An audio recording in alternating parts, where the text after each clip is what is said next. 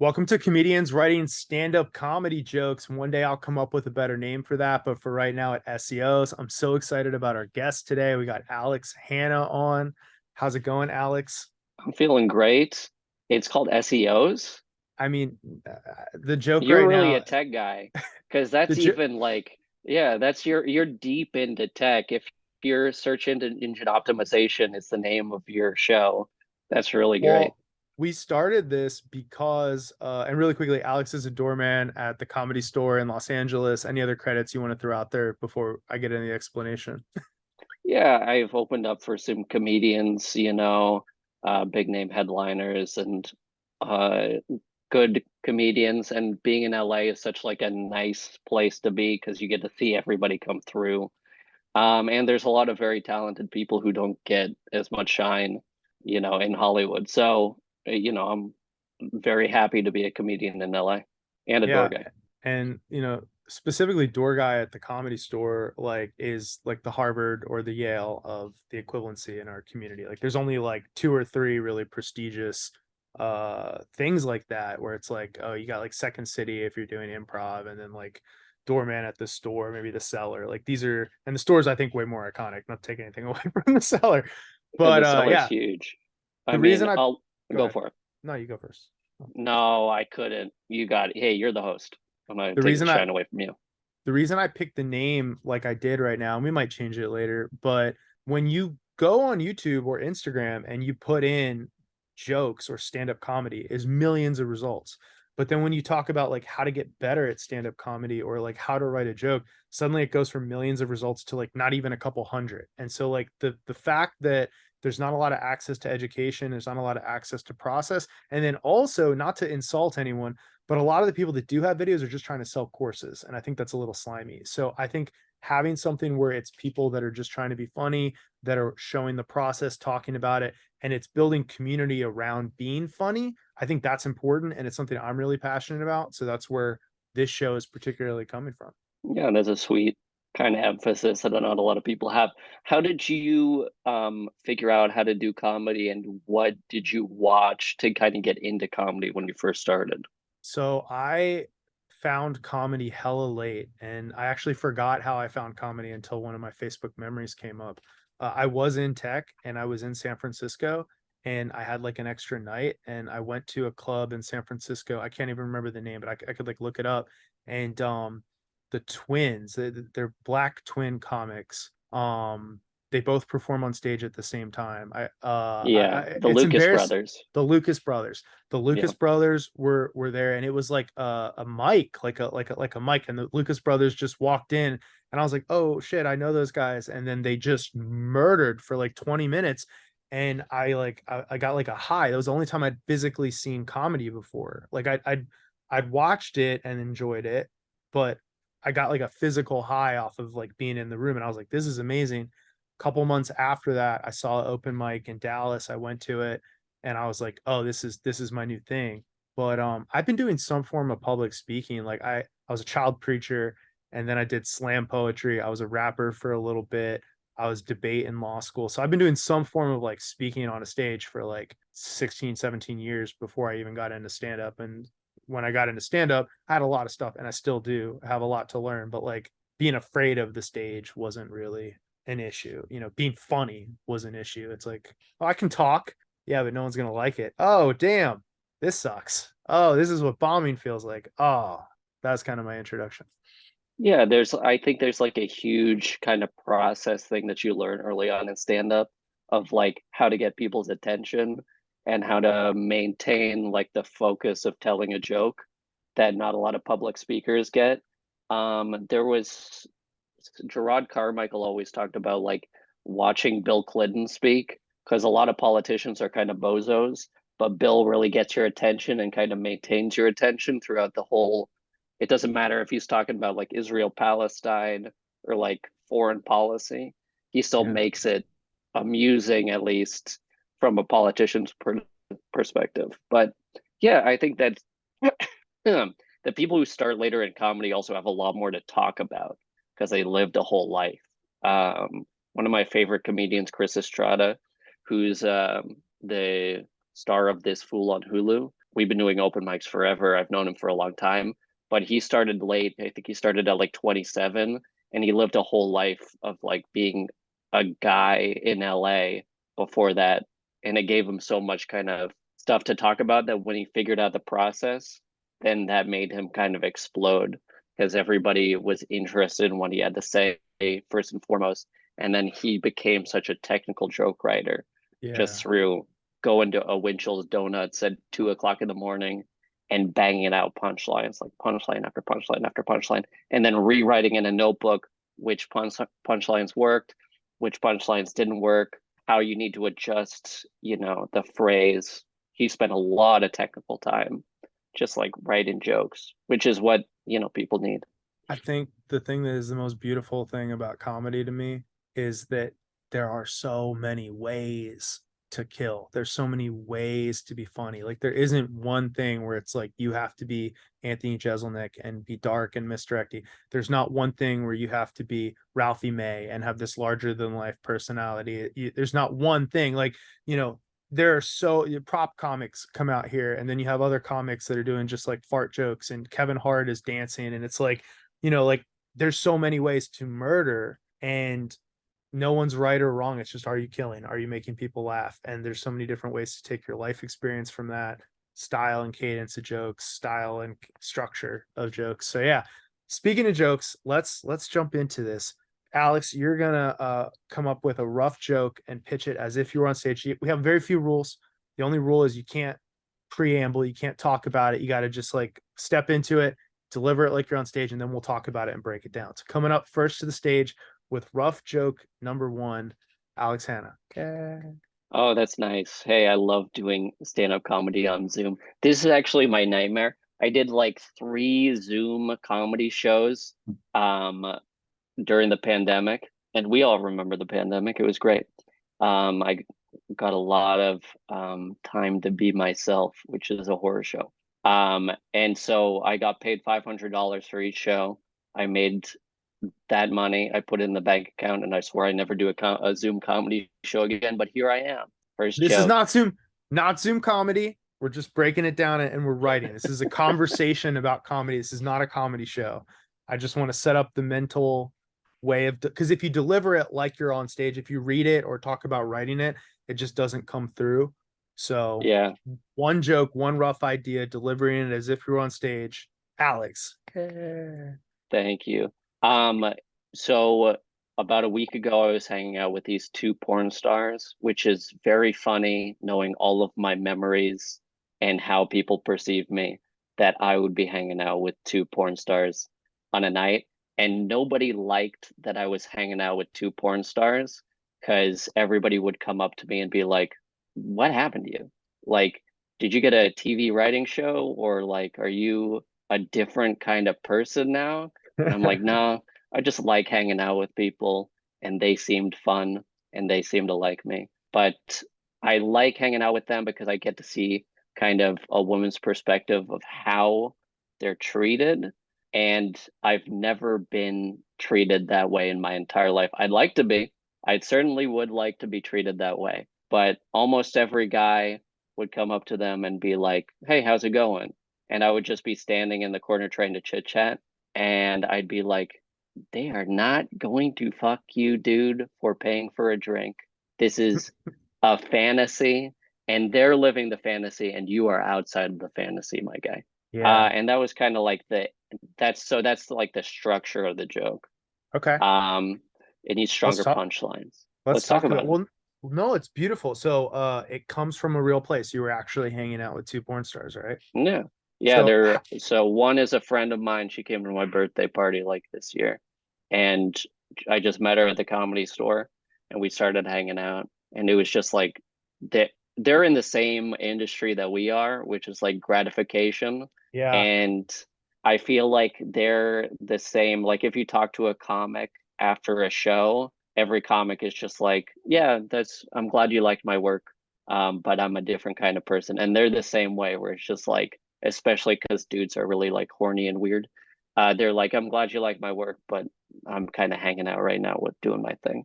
It's very Yeah, dude. interesting. So my wife is actually a former stripper and sex coach, Hell yeah. very porn star adjacent, and we do a lot. We She has a show on Pornhub called Watch Girls Watch Porn. So I've met a lot of porn stars and porn people through that. So there's a lot of like natural comparisons. I think like comedians are like especially a male comedian is like kind of like the male equivalent of a porn star. Like you think about like what a male comedian does, and like they go out there and they talk about like their most embarrassing moments, their emotional vulnerability. They're really naked on stage, and then a porn star does something very publicly that most people would keep private. So like there's the comparison is like it's naturally there. I like the fact that this comes from a true place for you. It felt like it moved through like other people's perception of you. And so like the first Yeah. thing that I think that it would hit harder if it came from your perception, right? So like you being nervous, you trying to look cool, you saying stuff that doesn't impress a porn star, you trying to act like what they do for a living doesn't matter, even though in some situations it clearly does, right? Not even like in a judgy way, but like let's say you realize you're trying to get laid, right? And then you're like, oh, they're off the clock. Like that's the last thing they're gonna do, because to them, like sex is now literally work. It's sex work. So Yeah. I think my initial idea is, if I was going to give a first idea, it's you told the joke through the eyes of people perceiving you.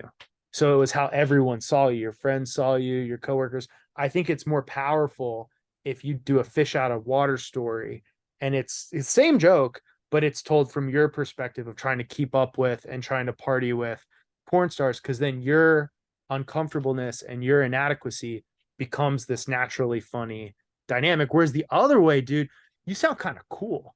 Like you're like, I was Yeah. hanging out Yeah. with Yeah. two Yeah. point. We don't want our comedians to be cool, even if you are. Even if you are cool, how do you just shift it to where you don't sound cool? You sound awkward and relatable. You know what I Yeah. mean? Yeah. I need to be a little bit more off kilter and show kind Yes. of some of the, yeah, hard to vulnerable aspects. Sure, sure, sure. Yeah, and I can get into that. And just meeting people because meeting people who I don't vibe with. I mean, that's like the real big thing of like that's why I put it from an outsider perspective. It's just because like we were meeting so many people that they didn't vibe with that night, that it was peculiar that they were like, I was a person who they were like, oh, this guy's like awkward enough that I can kind of connect with him because we feel out of place here too. Yeah. Yeah, maybe I'll explore that angle, or I even just also like, what, go for it. Yeah, I was thinking of some tag ideas, and it's like, you're famous and trying to be famous, and they're famous and trying to be famous. And it's like, instead of like, hey, could you sign my t-shirt? A guy's like, hey, could you sign my sock? Or like something else that would like be very porn star specific. Hey, could you sign this condom? Or hey, could you sign like things that they're signing, right? You know, people pretending to not recognize them, I think would also be funny. Yeah, Like, because my buddy came up to me afterwards and was like, "Was that April Olsen?" And I was like, or somebody else. And I was like, "Yeah." And he was like, "Yeah, I've watched like all of her videos." And I was like, "Yeah, that's cool." Because I don't, as soon as they're a friend, I cannot watch their yeah, content. I mean, that's why I think I just get along with them, is because I haven't seen them like naked or anything like that. They're just like a regular person in real life. yeah, Um, yeah, because I don't. This is a peculiar thing about me, which is I feel like every like comedian is an addict. It depends on what that addiction is, and a lot of people really like porn a lot. I mean, you can see yeah. it in a lot of people's acts. Like Attell, he had a whole show about porn. Stanhope talks about porn a lot. Uh, but me, that's like not how I get off. So it's funny just seeing like everybody like me, I don't idolize it that much, but everybody else seems to like really idolize it because they're superstars. They're more famous than um most like reality TV stars. Yeah, I think there's also something in here about like you're never supposed to like meet your heroes, or you don't meet your idols, Yeah, yeah, right? yeah. And so it's like, oh, I definitely I'll never be able to like, or you're talking to her and it's like you got to stare deep into your eyes, because if you look anywhere else on her, you're reminded you can't like you can't even look at her smile because you just keep thinking like a dick bit at it or something. So you just gotta like Yeah, yeah, look yeah, yeah, yeah. deep into the eyes, and she's like, wow, you're really good at eye contact. It's like, I can't look anywhere else. That's the only Yeah, place. I'm trapped. I'm mentally in a prison of sexual deviancy. Yeah. Yeah. I That's also a good, and she's doing the same thing where she's like also like just trying to maintain be like talking to a comedian. Like she's trying to riff and be funny too. And we're both like playing a game of cat and mouse. Like she's trying to be funny and I'm trying not to be like horny. Yeah. dude, that I think might, I mean, I'm biased because I'm a comic, but I think that that might be the funniest part because as a comedian, once people find out you're a comedian, all they want to do is pitch jokes to you. And it becomes this really awkward thing where it's like, you know, we don't do this for fun anymore. Like we passed that threshold. So it's like, whatever you think your best joke is, we would just go most likely street joke, like hack, like we've heard a thousand versions of it. And so you're talking to someone and now it forces you to be like inauthentic and you either have to like be mean to them and be like, please shut up, like stop, that's horrible, or you have to be like, yeah, that's great, you should try a mic, like, and I usually go for the you should try a mic, like it'll be great for you, like a, which Yeah. I'm really saying F you guy because he's gonna have a rough time if he goes up there with trying to do 4 minutes and he's got one street joke. But I love the idea of her trying to be funny and you not trying to be horny. Circle that, underline that. I think because both of you are trying to be something you're not. Yeah. Yeah, because she's not. That's a big I like the idea of also that she's just trying to like maintain also. Because I feel Yeah, like everybody who has like a porn story, they're like really glorifying like both themselves and her. And it's like, no, everybody's just trying to get by. Like that's like the humanity of it. That's what I yeah. try to do in in the act. Is like we're all kind of struggling and I'm like just we're all trying to piece it together like moment by moment. I love it. I think you've got a ton of ways to go with it. I'm really excited. Also, by the way, guys, don't forget to like and subscribe to the channel. We believe in one thing, and that's that like 5,000 monkeys with enough time could reproduce Shakespeare. Well, we're not as good as Shakespeare, and you guys are a little smarter than monkeys. So please feel free to jump in the comment section, give us ideas, give us tags. We're still in the writing process. Join in with us, show us how funny you are. Maybe one day you could be a doorman at the Comedy Store, hanging out with two Yeah. porn stars, you YouTubers. All right. I'm gonna now Or have a go. freaking wife that does a porn podcast. That's tight as hell. It's How'd pretty you cool. meet I her? I would like to I know. This is outside of the joke writing, but I'd like to know. Yeah, I met her at a random business. We actually it was a charity event and she was a speaker and I was a speaker. She's like a whole person. Like she has a master's degree in psychology and counseling. So like she has like her daytime like 9 to 5 career and then she has the like, adult stuff.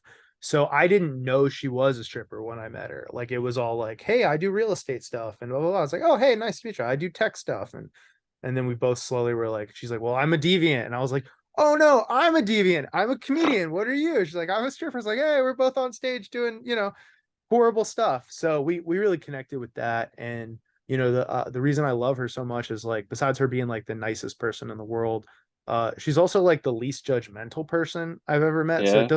it doesn't matter what I say on stage, it doesn't matter what crazy idea I have. She's just gonna be like, "Oh, that's good for you." Like that's her general attitude. So yeah, we're not to brag, but it's like a pretty strong relationship. So yeah, I'm No, that rules. that's my ride or I, die. All right, go I ahead. would say that for like people getting into stand up, you have to we talked about this before the pod, but some people want to be Anthony Jeselnik, and there's only one Anthony Jeselnik, and he's very precise with what he says, and he kind of means what he says.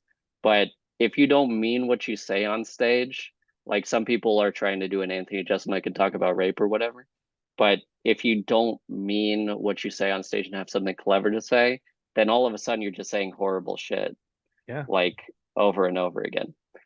So you know, that's what I like about that story is like you both realize that it's aesthetics, and some people don't realize that it's just aesthetics. But you got to have a fucking brilliant punchline if you want to be that dark. yeah. Hey, what was the joke that you wanted to work on? All right, thank you. All right, I'm gonna do my first. This one is really rough. Yeah, Coming to the comedy club. I stage. love comedy. So I was at a really crappy hotel and they didn't have TV. They just had one app hooked up to like a monitor and it was knockoff foreign language films. And I watched this movie called Guardians. That's it. Not like Guardians of the Galaxy, not like Guardians of Russia. It was a Russian language movie that was like a $40 knockoff of Guardians of the Galaxy. And the super villain, the worldwide threat, his superpower was that he owned 6 tanks, not 50 tanks, not 100, not even one nuclear missile. There was a guy with 6 tanks that could remote control them, and the heroes were like, this man could conquer the world very easily, maybe even the Ukraine. And like this movie came out in like 2020. It was like before the Ukraine invasion and stuff. And watching it, I was just like, man, I'm so glad they invaded Ukraine, because if they hadn't, this would have been like the worst thing to ever come out of Russia. Like it was like that bad. And there's like a bear man centaur thing, and like that's I'll just stop there. But I basically just want to point out the absurdity of this movie and like roast it a little. And it is I just have a note to roast it, and that's it. That's all I have so far.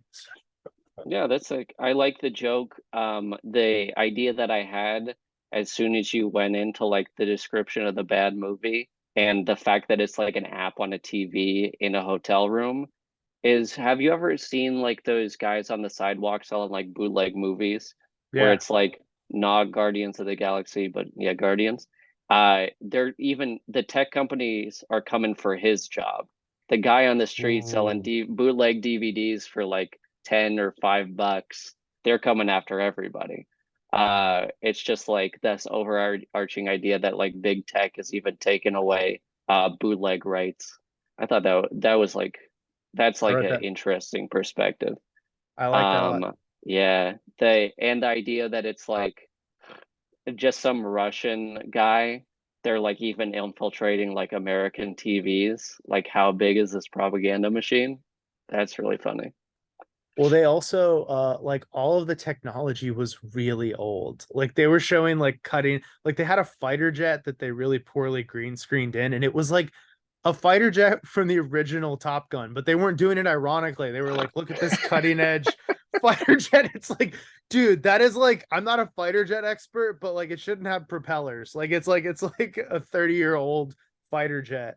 And like I think watching that movie now, knowing what we know about how poorly the Ukraine war went for them, like when that war started, I was like, oh my God, World War III, like everyone's gonna be involved. And then after like a couple weeks, it was like, oh, these guys like don't have gas money. They're like, like they're losing tanks to gas money as an issue, like not missiles.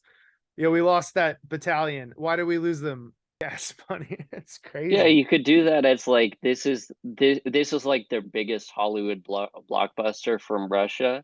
You could like frame it like that and then be like, that's how I knew that they were going to lose the Ukrainian war.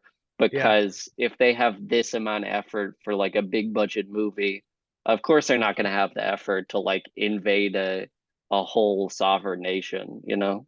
One of the superheroes, his only superpower was turning into a bear, which Okay. like if a forest ranger can defeat your superhero, like what he turns into a bear, like what's he gonna do? Prevent forest fires? I definitely should have mentioned that, like bear roasting, Yeah, but like that's really funny. he's not even like an extra strong bear. It's just like he's just a bear. That's so dumb. Like it's not a power. It's an inconvenience, really, honestly. Now you're just gonna be hungry and sleep a lot. There's a lot Yeah, there. you can even do like a comparison of like there's lame superheroes, like people shit on Aquaman, but at least he like has control over every shark in the sea. This is one bear a man can be. Aquaman can talk to fishes, breathe underwater, super strong, super fast, basically immortal, some light use of magic. Bear Man is a bear. Can prevent forest fires, I guess. But honestly, not even Yeah, that. Only you can prevent forest fires. He can't even do that. he can't even do that. Really likes picnic baskets. Shoplifting groceries. He's decent at shoplifting Yeah, he's groceries. pretty decent at shoplifting groceries. Yeah, if you have a trash can out, he'll fuck up that trash can. But outside of that, not a lot of play. I think the Also, world. Go ahead. you could if there's like a hunter and he has a gun, the bear's like dead. Yeah, that's So it. he's not even like really if he like tried to invade like a Walmart in Poughkeepsie, he'd be gone. That's it. Yeah. Like a low level gang member could accidentally kill their superhero with a drive by. Like, oh my bad. I was trying to shoot the other person who was, like it's also absurd that like it's almost like the people who made this didn't even watch a lot of superhero movies. Like I feel like they were told to make a superhero movie, but like they didn't have the ability to watch a bunch of superhero movies because a lot of the decisions they made, it's like dude, you don't have to put a really old fighter jet here. You could call it a nuclear missile and it would make what's scarier, one old fighter jet or one nuclear missile? And you had the budget, you could have put a nuclear missile from the 80s there instead of a fighter jet from the 80s. And now it's scary again. And they just creatively, it's like, okay, I get that you have a shitty budget, shitty video editing, all this stuff was bad, but they still made choices. Like there were directorial choices here. They were uniquely bad. So I would say everyone should go watch it, but I don't think we should be supporting Russian propaganda right now. Like now more than ever. I guess just take my word for it. I'm sorry I watched it. Any other thoughts on that one? No, I like I think it has such like a broad, you can do so many broad things with it. And it's like a really good joke just based on like, there's so many shitty American movies that people really like to, fuck with. If you see these Russian movies, you're gonna lose your fucking mind. Yeah. They're It, out it of their mind. Yeah. I like that a lot. All right, I'm actually Yeah. probably need to do this joke a couple more times just off of memory, and then actually sit down and watch the movie again and like take notes, be like, oh, this is roast worthy. Okay, now gone through a rough joke each. We'll each run one more. The stage full of vigor and energy with his second rough joke, Alex Hanna. So I have this joke and I love it. And it's always going to be good no matter what. But I got my car hit twice this week. And one, somebody opened their car door into me. And the other, they rear-ended me. And I got no problem with somebody hitting my car. I'm not too attached to my stuff. But I do have a problem with somebody being mad at me when they hit my car because both of these people were extremely pissed and I was just hanging out for the day. So this guy comes out of his car and he's yelling at me and he's saying, fuck you. And whenever somebody does that, I get a little glimmer of hope in my eyes because I know that I can fuck with them because they're so mad that they don't see the world. So he was busy yelling at me and I just took a second, let him calm down and I go, "Hey man, I know you're mad at me.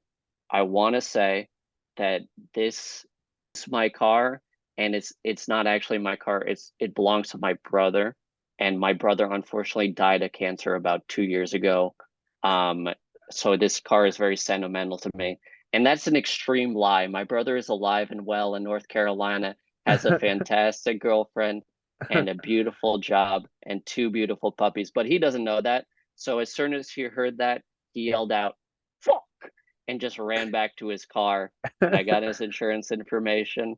So the key to calming people down, say somebody died and they're back to normal. Love So it. that's like a rough cut of the joke. That actually happened to me, and I did do that. And the guy was like extremely upset about his behavior. He started apologizing So let's profusely. the lawyer in me wants to like break this down piece by piece. So Yeah. you were driving or you just got hit from behind, you were stopped at a red light. Explain the accident a little more. So I was stopped at a stop sign. I let a guy through, and this guy was on his phone and kind of like barely tapped my back bumper. Okay. And I saw the damage and I was like, I'm not too worried about this. Okay. But he was like extremely upset that I let the guy through instead of just going through. Um, and so when he kind of got out of the car, I also got out of the car because I was like, all right, we'll at least see what's happening. And he like immediately started just being like, why the fuck did you let that guy through? You should have just gone. And I was like, hey man, you rear-ended me. You know, there's not a lot of damage. I don't know why you're so upset. And as soon as he yelled, fuck you, there's not a lot of damage on your end. I was like, all right. And then I went into the story about my brother dying of cancer. Pretty fun. Okay, couple notes there. So he was angry at me for being polite. And Yeah. then after hearing him scream, I'm like, okay, that's on brand for you as a person. Like he's like, how could you be polite? How could you be nice to that guy? And it's like, okay, I'm seeing your side of this.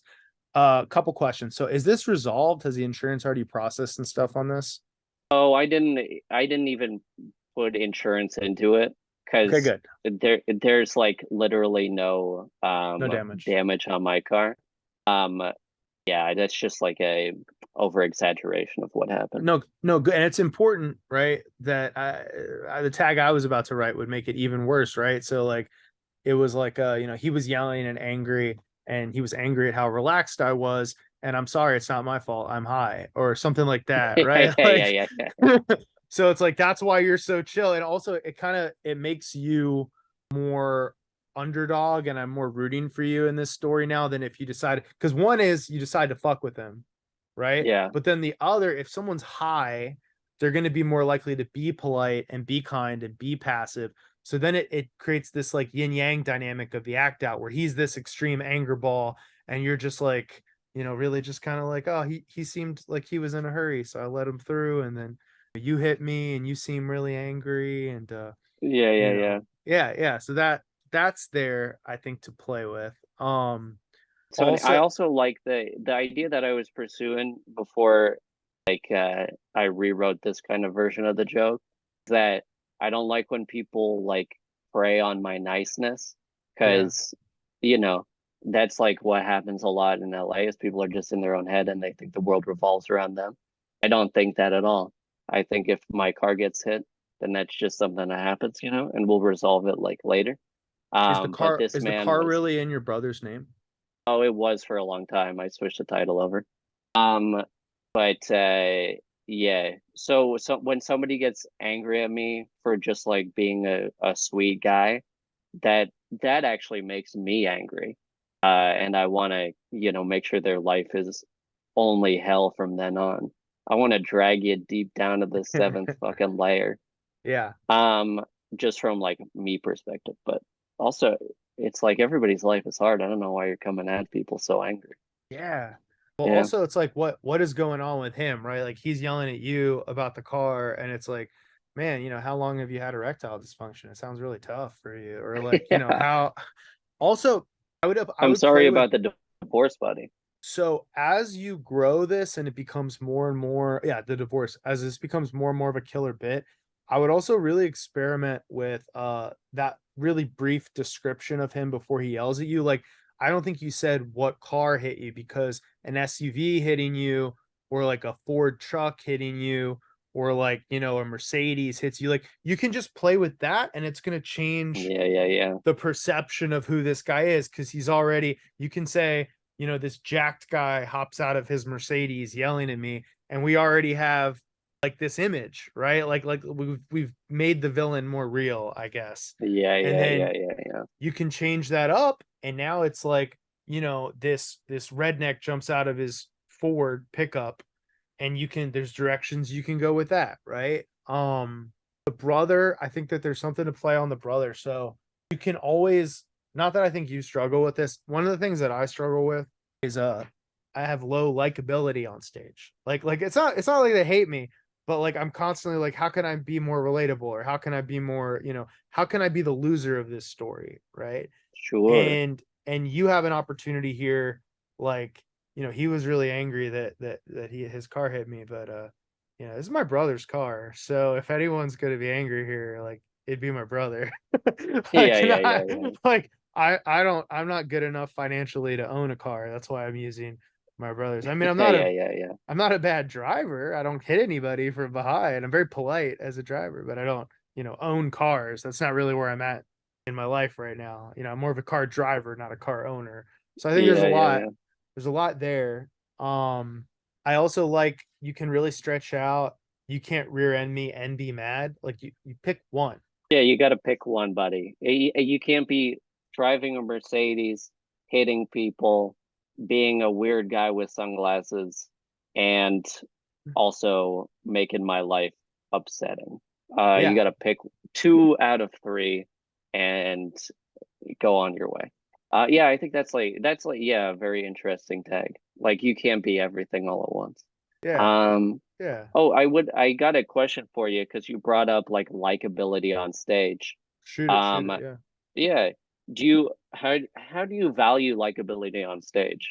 it's a great question. One of the, I think that it depends on the comic. I think some comics need it. I think for me, and I think we said this off camera, but I feel stronger in my writing ability than in my stage persona. Mm-hmm. I don't really have a stage persona yet. So I'm still trying to figure out, okay, I'm just up there on stage and I'm Josh. But like some people are like, hey, here's the fat gay comic, or like, hey, this guy's the loud dancing comic, or this person, you said Jeselnik. I love Jeselnik. This guy's the dark, witty writer, right? And but that no one really comes out of my set going, oh, he's the this of this. And I don't know if that's a good thing or a bad thing, but I just haven't found that yet. So Mm-hmm. when I say I struggle with likability, right?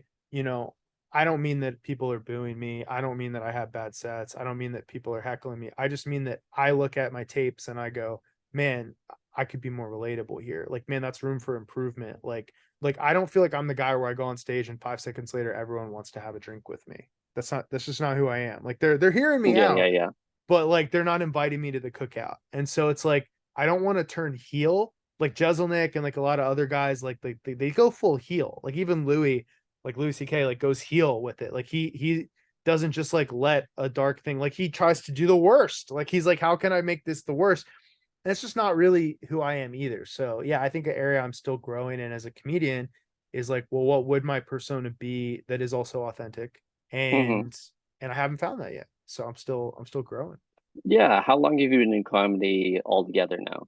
So the first time I ever did it was a little less than 5 years ago, but the first time I ever did comedy, I did 3 mics in a year. So it was Mm-hmm. like, I don't, I mean, if you want to count that year, yeah. And then I've been taking it seriously for about 3.5 years now, where like I've been like, Yeah. I'd say 3.5 years, except for a 4 month COVID blip. I've been doing like a bad week. I'll do like 7 mics. And like I went through a phase where I was in between jobs where I was like doing like 25 mics a week for like 6 months. So like Yeah, that's taking it seriously. that is taking it seriously. You can't do that and then be like, I'm trying comedy. Like, you know, it's like I'm full in and I've reached the point now where it's like, we'll see what happens with my career in comedy. But I'm gonna do comedy till I die. Like I'm gonna die. I'm literally gonna die on stage. I'm gonna be most likely in my late 40s. And I'm just gonna have a heart attack on stage, and then my obituary will be whatever the punchline was I didn't get to say. Yeah, there was one comic who like had DL Hughley had COVID on stage and passed out and I think almost died. That's like a gray route for any comedian. That's I think the best case scenario. I think Um, Carwin died like the night of a show in his hotel room, like a couple hours after the show, which is yeah, close. Saget died right after a show. Yeah, Hit his head on the bed frame. I think he had a heart attack before, but yeah. yeah. Hey, R.I.P. the gods. Uh, live and let live. Comedians don't really die like other people die though. Like other people die. Comedians just like get a bump. They Yeah, get comedians really do get a they, bump. they get a boost. They get a CD sales boost. Yeah, I mean, I one of the like my prime memories. Mitch Hedberg is my guy till the day I perish. He's Oh one of the yeah. best joke writers of all time, and has I think that kind of likability.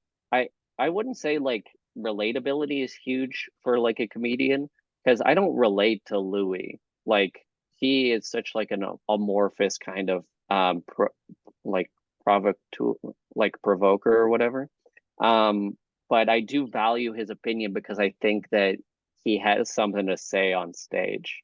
Um, the, yeah, that's the thing that I value most in a comedian. George Carlin has something to say on stage. If you don't like it, at least it has some points that you can combat. If you really want to, he'll probably, mess you up in the debate, but he has some points that are like, provocative. I would say the thing that people should invest in is just living like an interesting life. Like if you talked about your like wife being, you know, celebrating porn in this way, and you kind of like being on the fringes of that and also trying to like Yeah. do comedy, that's like very, to me, I was like very interested in that, off rip, because also nobody gets that experience of like living with a sex worker, or like living with a, you know, a kind of person who's that cool. Yeah, Most I people's have wives are some. like different. So I'll tell you a little more. So I have like, I actually don't want to talk about how much time I have because I find it there's no way to win that, right? Like you only look like an asshole, or you look like you're naive. But I feel comfortable saying like I have a clean 15 that I've been really working on and focusing on. And part of that came from I had a couple corporate opportunities. There's actually a lot of corporate opportunities in Dallas. Tons and tons of big corporations and galas and stuff. Like there's a surprising amount of people making good livings that are pretty mediocre as comics, but they got in the corporate scene, and the talent versus the opportunity is really favorable to them. There's probably, you know, I don't know, 50 times the amount of comedians in LA, or something, maybe 100 times the amount of comedians in LA. And Yeah. there probably isn't 100 times the opportunities. I would like, right. So it works out well. So I had a corporate opportunity and they didn't tell me much about it. And I'd had a couple and I'd done really well. And this one was a fundraiser for cops. And they didn't tell me like no, there was no warning. They were like, hey, can you host, do 15 at this thing? And I'd worked with the guy before, and it was like a fundraiser for cops, and I bombed. And like it was also like vaguely Christian, but like it wasn't directly Christian. Like the pastor was a keynote speaker, and it was like political and cops and like far right, far conservative.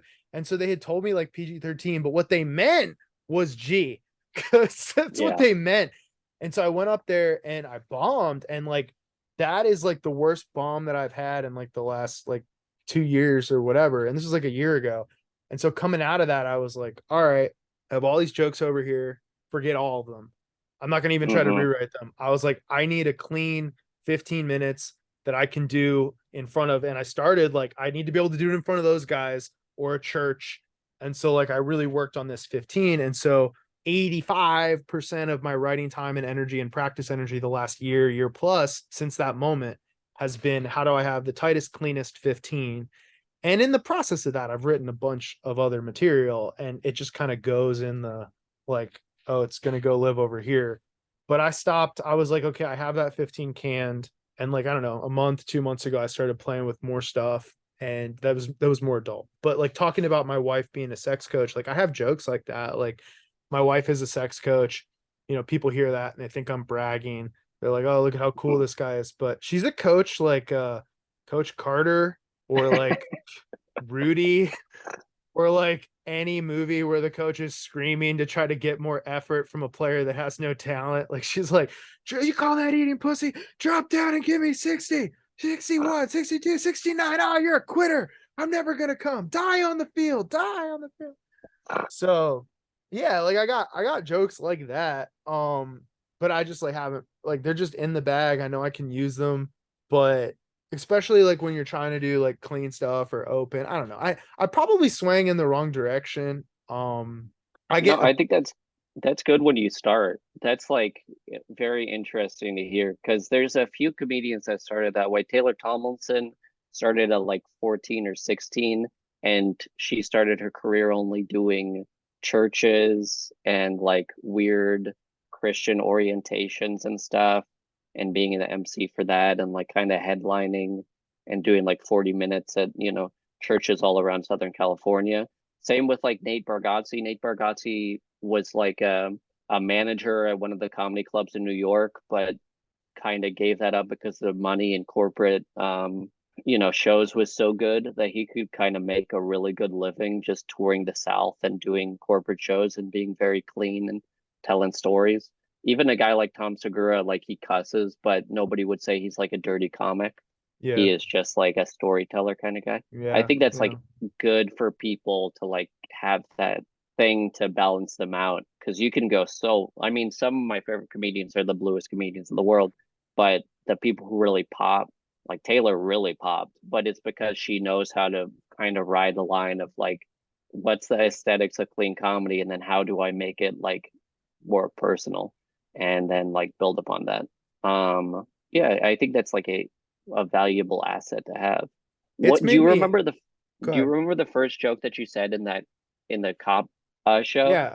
Yeah, I opened up with a normal opener for me, which was like a Italian joke, just about like my last name and stuff. Yeah. But it has like smoking weed in it.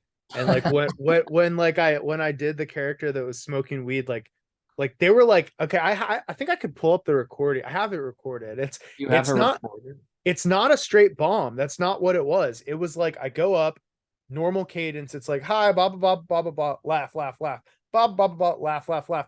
And then like it was the first thing where I veered off into like PG-13, and they just made a decision to not support me going forward. But like it wasn't like I walked up and straight bomb the whole time.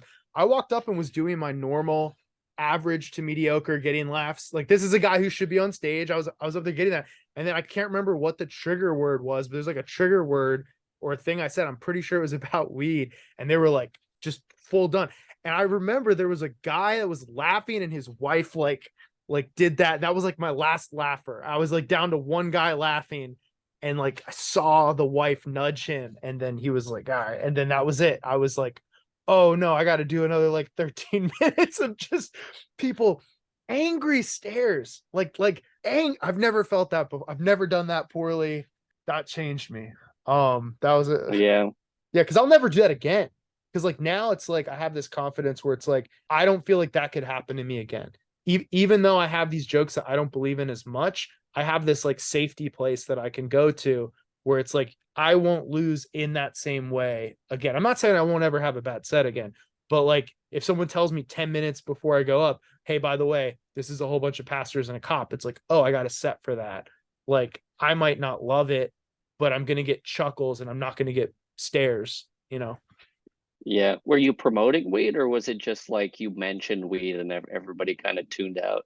It was like I'm driving and I'm high Oh and yeah, yeah, yeah, yeah, yeah. Oh, yeah, that'll yeah, get the yeah. cops. Oh, they were not happy. They Yeah, were they were willing to violently, arrest you on stage. Yeah, yeah, violently. It was like I went to Austin and I did I mean, I could do the joke. It's like I went to and I don't want to do that. I don't want to do the joke. I could do the joke. You know what? I'll have you on the show again and I'll open up with the joke. It'll be like I'll because I haven't done it in over a year. So like I need to yeah. go like look it back up and then do it. But it was like Austin and Bop It Blunt. There was a Bop It Blunt. So there's a bunch of children's toys that you found at a bar. And it's like, who has children? And one of them was Bop It Blunt. It's like, bop it, light it, pass it. It like it works. It's and they hated it. Okay, we've done a lot of riffing. I'm going to bring my second. Yeah. Joke number two. Hey guys, I've been playing with a lot of AI lately, artificial intelligence stuff, and it's pretty scary to me. I'm worried that it's going to get really good at telling dick jokes, and I'm going to lose my job. But what I'm really scared about is I'm not going to know who I'm talking to on the internet anymore. So like in the future, everything's going to be AI. So it's like, am I texting my girlfriend, or is this an AI? And then I'm like, I love you, and then it just texts back, did you take the trash out? I'm like, okay, this is my girlfriend. This is not an AI. And then like the only way you're really going to be able to know if you're talking to a stranger is you're going to be like, hey, I'm a human. Are you a human? And they're like, yeah, I'm a human. Say the N word. Like that's because the AI won't. Like if you use the AI, it's always like, as a language model, I'm not allowed to say anything offensive or hurtful. So you're gonna be like, yeah, yeah, yeah. What are your opinions on trans issues? Like it's the only way you're gonna be able to tell. Hey, what do you think about Asians at Harvard? Or you have to ask a question that no matter what human it is, they have to say something problematic to answer it, and then they'll say it, and then you're like, okay, that's an AI, or oh, it's a person. So the joke is that the only way in the future you'll be able to see if there's an AI is that you have to say something horrible. Yeah, I like that angle of it. I like the I you could because you there's like a parallel of like all those sh sh click on all the sailboats or whatever, and you could be like, instead of click on all the sailboats, it's like, are Jews running Hollywood? Uh, I had to write that one down. and then you're like, oh, okay, Who I runs guess it's not an who runs Hollywood? yeah. according to the internet model, who runs Hollywood? Yeah, Do you like you could do Kanye all of that West? stuff. Yeah. Yeah, has Kanye West done anything bad or horrific? Yeah, I think that's like an interesting, there's a lot of like parallels of like it was so much easier to tell, what a bot was, 2 years ago. Now that AI is moving so fast, you only know if they're like if it's a psychopath talking to you. And then sometimes it gets confused. You'll do like something that's kind of innocuous, like, you know, what what's the weather going to be? And then they're like, oh, it's 79 and hazy, and you're like, oh, I knew it was a robot. You Yeah, could do something else like on the other side of it, where it's like you can also ask an innocuous question and see how like verbose they are about it. I like that. Also, if Yeah, you do like a innocuous or like a good answer first, it'll make the bad answers funnier, I think, because it's a yeah, ramp up. funnier, yeah, yeah, I ramp up. also, when I write stuff, I think there's only like, I think it's something like 12 structures that like every joke kind of falls into at the end of the day. Um, there's a Key and Peele sketch that when I wrote this, or I came up with this idea, I haven't even, this is the, I just have it as a thumbnail idea in my notes. And so like my writing process is like I get an idea, it goes in my notes as like a bullet point. I usually try to say it out loud or do it on stage once before I write it. And then once I've done it once and I have a recording of it, then I'll sit down and try to like write it and tag it and tree it. But I want it to like, because I feel like otherwise if I write it first and I go on stage, it kind of feels written or it Yeah. sounds written. And this way I can like alter the direction. But there's a Key and Peele sketch where aliens come to Earth and there's two survivors and it's Key and Peele and they're trying to like navigate it and they meet survivors and they have to ask survivors questions to see if they're an alien or not. And like they ask uh one guy like what's your favorite, what do you, it's a black guy, and they're like what do you think about the Police, and he's like well I love their third album, and they shoot him because he's obviously an alien. So I think Yeah. structurally here it's like okay this joke is you replace alien with AI and then Uh-huh. Key and Peele with me, and then it's like well where are my real life experiences that would touch this, and then how can I write the funniest interactions for me and the AI, and I think that's the challenge of where this joke goes. Yeah, yeah, yeah.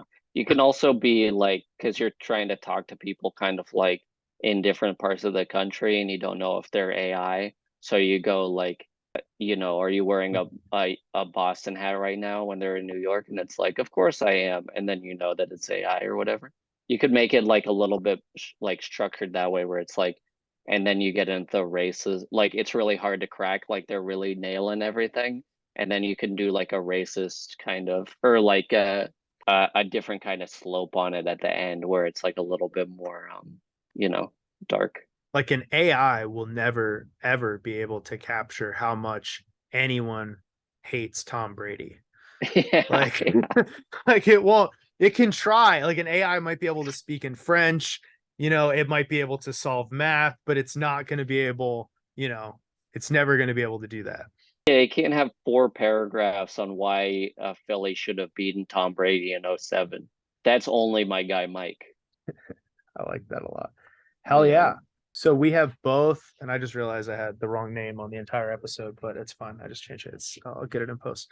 So, or you guys can see it. It's fine. If you need a sex coach, go look up Caitlin Clare. She'll help you out as a sex coach. All right, guys. We're gonna do the speed round now, where I use a random idea generator, and Alex, as the guest, is gonna get to pick if he wants to do the first one or the second one. So I'm gonna press the button twice, and it's gonna give us two different prompts. We're then gonna take 2 minutes to think about it, and we're both gonna, pitch whatever we can generate in 2 minutes. So number one is amused maid, like a maid that is amused. Amused maid is writing prompt number one. And number two is waggish pen. Waggish pen. Some of these words are pretty pedantic. Um, Waggish pen. I don't even know what waggish means. I'm gonna give us both the opportunity to look up waggish. What does waggish mean? Humorous in a playful, mischievous, or facetious manner. Yeah, well, if you're talking about the 400 or 4,000 monkeys writing Shakespeare, They're Yeah, using a damn waggish pen. They yeah, they better are. be. I don't think they got the mental capacity. They need a little, help, a magical waggish pen to help them out. You already Um, started writing. Which one do you I want? So love. the way we do this, you take one. Oh, cool. Yeah, I have a show later tonight that's all riffing. Like either you riff on like ideas that are from a bucket, or you like have to do a dare that's like, show your dick to 40 people or whatever. Ooh, Um, I choose that. yeah, you gotta choose that. I gotta promote. Um, I'll do waggish pen just because it seems like there's a lot of there. But yeah, you want the first one? You go first. I'm gonna do amused made. Yeah, pen is mightier than the sword. Oh, I'm sorry, I accidentally wrote one. I just wanted to write it down before I forget. The pen is mightier than the sword, but it's also gayer. So all right. Okay, so I'm gonna put 2 minutes on the clock, and we're each gonna think about our two words. Timer's on. I have amused made. You got amuse made. So you want to, are we both riffing it out? The way I do it is I give us 2 minutes to like Hmm. write or think. You know what? It's whose lines anyway. Let's just straight riff. I'll just go off the top of the dome. We'll do it differently. You're also a little more established than some of the comedians I started doing this show with. So if you got an open micer who's like, a year in, they can't just like go. But I think we can both do that. Yeah, So I'll it's go off tough the to top. go. I'm gonna go off the top with amused maid. So like I've never had a maid, but I couldn't afford it. But if I had one, I would just constantly be pranking and performing small series of magic on the maid. Like I would leave a mess out and it would be like some notes on the like trying to turn this water into wine. And then it would just be like bottles of Dasani, and then I replaced one full of wine and then spilled it. And then she'd be like, "Oh, Dios mío," or whatever. I'm assuming she's Spanish. But there's one for an amused maid. I always practice my jokes on. See, I don't have a maid, but I always practice my jokes on my maid before I go to I go to a comedy show. So Yeah, yeah, yeah. I'll ask my maid. I'll be like, hey, is this joke funny? Don't you hate it when your 401k you're trying to take money out to pay off your side chick and they give you that they penalize you, and then my maid just looks at me like habla in English, and I'm just like, all right, I'm $10 in cash, obviously. Yeah, Uh, cash. I was thinking amused about made. like, have you seen a magician ever like do his act on stage and he has like the trunk full of fucking magic tricks and he Yeah. has to put it back and he's like, man, I wish I had somebody to do that. And he just hires some maid service at the end of the night and they're like, what the fuck is a rabbit doing in the bottom of the stage? I hate when it fucking gets away. Or Oh like my God. or Yeah. like a clown house has like a whole maid set up and they're like another fucking red nose in the toilet.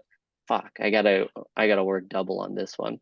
I just Or like the even idea of like a maid in like a bad situation where they're just like, ah fuck, I didn't realize a magician had so many scarves. I watched, okay, so I think this is funny going off of that, right? I watched 50 Shades of Grey and I kept laughing the entire time. And my girlfriend's like, why is this funny? And it's like, I just keep thinking about the maid. Yeah. Like the person who's got to clean all that equipment and, set it up. Like, it's not the billionaire guy. Like, it's No. definitely the maid. Yeah, she's like, how did you get cum under the bed? Like, what kind of freaky sex stuff are you doing? Cleaning with a black light. Yeah. This is not black light clean, ma'am. Yeah. You're hell yeah. Good. I think that's the riff. We've done some riffing on amused maid. I'll pass it over to you with waggish pen. Waggish pen. I was thinking about because like every like humorist, like New York Times kind of cartoonist, they got like a little waggish pen, but I feel like it doesn't work sometimes. So they're like, oh, what if like a horse was in a stable and then you were like, hey, I need some hay, and they just tap on the pen and they're like, wait, it doesn't fucking work today.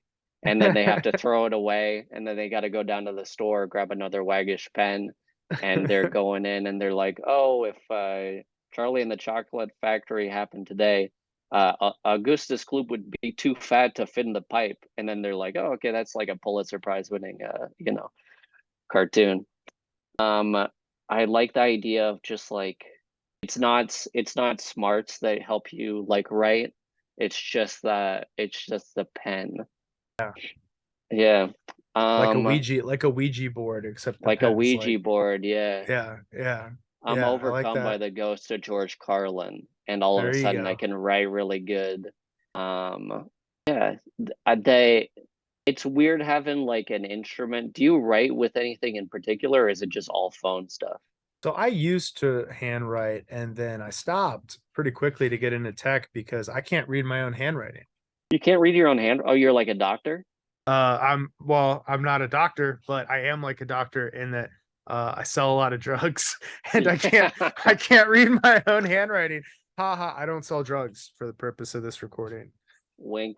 Um, I like a doctor just having like a waggish pen, and they're like, "Hey, doc, we can't read the scripts." They all say Percocet, and like all of a sudden, the town is getting fucking scripts for Percocet, Yeah. every one of them. Or someone's trying to read a doctor's handwriting with a waggish pen, and it's like, well, you're either have cancer or are suspiciously gay. Like it's one of the Yeah. I can't read this doctor's handwriting. Can you know what? Let me come back. It was unfair of me to come in and try to read this. Yeah, this Like, this script says you have AIDS, ha ha ha ha ha. What's that all about, doc? yeah. So this doctor's note here says that you have ones in months to live. I ones in what's a ones? That a is that a O or is that an 11 in there somehow? Yeah. Shit. I thought I had more time. I needed Dude, to finish my novel. I can't speak Spanish at all. And when I was in college, I took Spanish twice because I failed it the first time. Yeah. And the second time that I took it, I broke my wrist and I couldn't handwrite, and all the finals were handwritten. So they let me do it orally. Well, for like Spanish 101 or 10 dunce, basically, half of the grading is where you put like the accent mark and the stuff. And so like I'm Uh-huh. a horrible Spanish speaker, but I'm a decent poker player. So I would take this final with a broken wrist one-on-one with the teacher, and she'd be like, "Okay, what's the next word?" And I'd be like, what's it? I see I'm so dumb I can't even think of a single word with an accent. Trace or something. I don't know. I don't think it's but she'd be like, "What's the correct word?" And I'd be like, "Trace." And she's like, "Yeah, where's the accent go?" And she would just and then I'd be like, she'd like slow down when she got to where it was supposed to go. And I was like, right there. And she's like, good, good, very good. So I got like a C minus only because I broke my wrist and I can't speak any Spanish. So thanks, Biden. That's sick as hell. Yeah. Uh Where can we follow you yeah. on social media? You can follow me on any social media app except for TikTok, which I refuse to get on, because they might ban it soon. And also, it feels like it's really ruining people's brains. Uh, too many people, and I'm gonna make enemies here. Too many people like Matt Rife for me to like TikTok. That man is all over the internet. Why? How many people like crowd work? This is the same thing with like a bunch of people that get like famous off of YouTube or TikTok or whatever. I'm like, Yeah. Yeah. how did this happen? Well, But I just want Matt Rife, if you're watching, I just want you to know that I will have sex with you for stage time. So yeah, like if you need an opener, I will open for you in more ways than one. yeah, But yeah, no, I mean like with Matt, he gets a lot of hate, and now we've gone in. I was trying to promo you, but we'll roast the shit out of Matt, right? Yeah, look at this handsome, rich, successful guy that's performing for Justin Bieber size crowds. No, I what it is like the algorithms on social, and TikTok is a big part of this, disproportionately favor hot young people, like way like massively, like that's how they're designed. And so Matt, rode this storm that honestly is kind of similar to the Dane Cook storm. Like oh Dane yeah, Cook big time. Dane Cook, and a lot of people don't like Dane, but like Dane Cook was like barely just hot enough to be a leading man in Hollywood and had like craziest. I've seen him live a couple times and craziest stage presence, even in his decade years. Like I didn't even get to see him in his like early 30s or late 20s. Like, but the stage presence of an animal, like monster god Yeah, level stage presence. And so he just played that physical stage presence and looks at the right time. And I think Matt has a lot of similarities to that. But I'll also say, he seems pretty quick on his feet from the crowd work stuff I've seen. Almost, I think he's almost stronger there than in his really getting Oh deep yeah, cut. But like he's better at doing the off the cuff stuff than his traditional material cuts deep, is what I would say. yeah, that's what I don't mind Dane Cook comedically because he fucking kills in the room. Like you can see the pressure, like the airflow of the room change because so many people are laughing. I just haven't had that same experience with Matt. How old is Matt's? Not even 30 though. He Yeah, also he's not like, even 30. He's like yeah. 26 or 27. Yeah. Let's come back. Let's do a Um, special episode in 10 years where we comment on how Matt's on the comedy has arc of evolved. Matt Rife. For Yeah. 14 views. We'll come back in 10 years. This is a 1 hour Matt Rife dissertation. Yeah, it's a dissection of the art of Matt Rife. You can find me on Instagram and Twitter at AlexHanna_good. I love comedy. You can see me almost every week at the Comedy Store, unless I'm out of town. We got shows there a couple times a week. Yeah. Where can they find you, Well, if they're Josh? watching this, you're already on my YouTube channel. And if you're this deep in, what is wrong with you? But don't forget to like and subscribe. I'm Strand Show on all of my platforms. And yeah, that's gonna do it for this video. I've had a lot of time. A lot had a I don't know, I'm gonna delete all We've this at done a the lot of end. times, certainly. Yeah, I've had a lot of fun myself. I honestly, this has been one of the more fun ones, if not the most fun one. So, Alex, it was a pleasure. Until next time, Yeah. keep writing, you fucking monkeys.